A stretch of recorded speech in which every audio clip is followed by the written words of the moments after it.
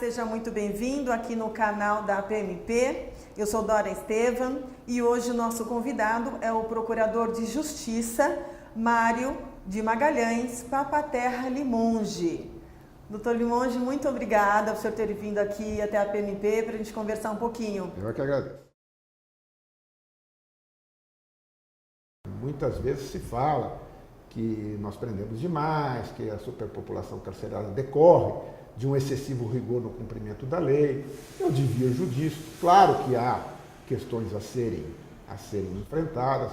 É possível se encontrar aqui ou ali condenações a penas privativas de liberdade que não fossem necessárias, mas eu temo, por outro lado, que por conta da superpopulação carcerária, se parta para a ideia de um certo abrandamento no sistema repressivo. Pena existe também como castigo.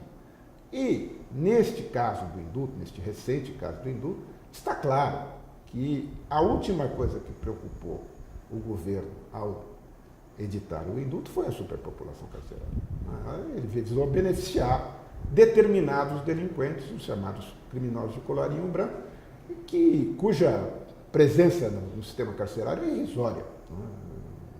O número de condenados, embora a gente possa ficar contente de ver que hoje em dia aqueles que nunca eram processados estão sendo processados, mas de qualquer maneira ainda o número de presos condenados por corrupção ativa, corrupção passiva, lavagem de dinheiro, fraude de licitação, etc., é irrisório. Portanto, este indulto que beneficia parte desses criminosos de colarinho branco, evidentemente não tem nenhum objetivo de diminuir a superpopulação carcerária. Foi esse o objetivo do artigo. O indulto é um decreto presidencial, tradicionalmente editado às vésperas do final do ano, às vésperas do Natal, daí que se fala em indulto natalício, né? E ele não tem um destinatário certo. O presidente edita um decreto em que ele coloca certas condições para as pessoas serem ou indultadas ou terem a pena comutada. Até o início, até 2010, havia mais rigor. Os indultos foram sendo cada vez mais concessivos, se permitindo indultos até para quem pratica crimes com certa violência, etc., desde que cumprida uma parcela de pena. O que causa um incômodo muito grande neste indulto, cuja eficácia foi cancelada por decisão monocrática do Supremo Tribunal Federal, é que claramente ele contém um recado. Né? E este recado é para exatamente aquele criminoso que mais infelicita a nação, que é o criminoso poderoso, que é o criminoso que tem acesso à caneta, ao poder, né? Que é o criminoso que corrompe, o criminoso que se corrompe, que vende, que frauda licitações e que traz um prejuízo incomensurável. Como eu digo lá no artigo, é preciso desmistificar essa ideia que perigoso é quem pratica crime violento. Criminoso é quem pratica crime grave. Perigoso é quem tem poder. Se você for perguntar quem é mais perigoso, o pequeno assaltante que com um canivete subtrai um celular ou quem frauda uma licitação, evidentemente o mais perigoso é quem frauda uma licitação.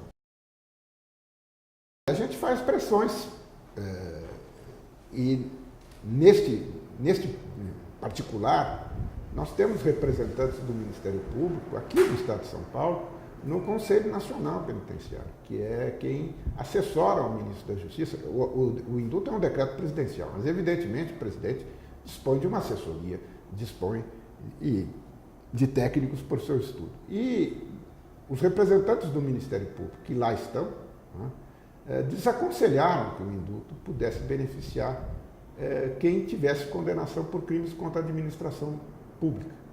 E este conselho sequer foi levado em conta, o que é muito desagradável. No momento em que há um sentimento nacional de combate à corrupção, este decreto, embora ele não tenha destinatário certo, é bom que se diga, o indulto é genérico, ele não se aplica a fulano de tal, né? Ele se aplica a quem preenche tais requisitos. Mas ele foi de tal forma concessivo que claramente ele conduz um recado aquele tipo de criminoso que não pratica o crime violento, mas pratica o crime com inteligência, né? Então, como eu digo, acho que isto vai na contramão do sentimento da população que quer realmente um combate mais duro à corrupção. A Operação Lava Jato ela tem um emblema, ela é emblemática, ela é importante, né? Se aqui ou ali ela teve excessos ou não, isso o judiciário é que tem que cuidar, né? Mas é evidentemente que houve uma mudança de mentalidade. Quem de nós diria, há 5 anos atrás, que poderosos empresários e poderosos políticos pudessem estar presos? Um exemplo de um governador do estado, como do Rio de Janeiro, preso, né? E submetido a processos que o levarão a penas altíssimas, é emblemático, é importante. E dizer que esse cidadão pode ser indultado, claro que no caso dele a pena é muito alta, ele não estaria beneficiado diretamente, mas vários dos seus asseclas poderiam ser beneficiados por este indulto, cuja eficácia está suspensa por decisão da ministra. A superpopulação carcerária só será resolvida com um investimento maciço na construção de presídios. Eu penso que a questão mais grave da superpopulação carcerária é a possibilidade de convivência de preso perigoso com preso não perigoso. Isso é gravíssimo, porque você faz uma escola de crime. Então era preciso que se investisse de maneira dura também na construção de presídios. Eu não sei há quantas anos, há algum tempo eu não acompanho, mas sei que no tempo que eu passei pela Secretaria da Segurança, nós tínhamos um aumento de população carcerária de 7 mil presos por ano, o que correspondia a uma casa de detenção por ano, e o governo não consegue construir. Não consegue. Mesmo porque parece que não tem lugar, as pessoas não querem a cidade. É uma enorme dificuldade, quer dizer. Nesta questão não há meio termo. Quer dizer, lamentavelmente não há meio termo. Uns dizem que nós não prendemos nada, eu ouço. Não, aqui nesse país todo mundo está solto. Tá? E outros dizem que nós prendemos demais. Então é preciso chegar no meio termo nessa história. Né? E eu acho que, como tudo na vida, a virtude está no meio. Realmente, não dá para se imaginar que um aparelho repressivo do Estado eficiente não leve a um número de presos considerável. É preciso mesmo, porque existe violência, existe criminalidade. Ao mesmo tempo, é preciso separar o joio do trigo. Não é razoável que pessoas de 18, 19 anos envolvidas com pequenos traficantes, pessoas sem grande periculosidade, sejam colocadas no mesmo cárcere que pessoas perigosas. Esta questão precisa ser tratada mais cientificamente e menos emocionalmente, porque frequentemente o legislador se emociona com determinados casos e decide determinadas questões. O homicídio qualificado, por exemplo, só se tornou crime hediondo por conta de um homicídio contra uma atriz da Globo. Isso é um fato. Seria interessante que fosse crime hediondo sempre, porque não há dúvida que o homicídio qualificado é um crime gravíssimo, mas muitas vezes o legislador legisla sobre emoção. Então é preciso realmente ter mais técnica nesta questão. No meu modo de ver, nós precisamos efetivamente de um sistema eficiente, que a pena privativa de liberdade seja reservada exclusivamente a réus perigosos e exclusivamente a réus que incomodem a sociedade como um todo. É preciso entender que a pena tem um caráter ressocializador, mas também tem um caráter punitivo e preventivo, de chamar a atenção, retributivo mesmo. Quando entrei no Ministério Público, o Ministério Público tinha zero de mídia, zero de espaço, né, zero de conhecimento público, a gente era confundido como auxiliar do judiciário, nós não tínhamos espaço e a nossa importância era bem menor. Mercê do trabalho de cada um dos promotores e do trabalho político das entidades de classe, como a Associação do Ministério Público, o Ministério Público conquistou em 88 um papel muito importante. E eu acho que ele vem exercendo adequadamente. Posso dizer, pela minha experiência no Conselho Superior do Ministério Público, que o Ministério Público é um agente político, tem a sua importância e tem que prestar contas à sociedade, né? Porque ele é pago pela sociedade e toda vez que ele age, ele em tese age em função do interesse público. E por conta disso ele tem que prestar contas. Então, acho que ele deve ser cobrado, é importante que ele seja cobrado, é importante que o promotor tenha consciência de que ele tem como destinatário do seu serviço o cidadão, né? E que ele preste contas a esse cidadão, sem vaidade, sem orgulho, mas com profissionalismo. O Ministério Público mudou muito. Quando eu ingressei no Ministério Público, nós éramos uma instituição pequena, pouco conhecida, não se falava em interesses difusos, não se falava no Ministério Público como agente político, o promotor era o promotor criminal. Esta é a minha formação.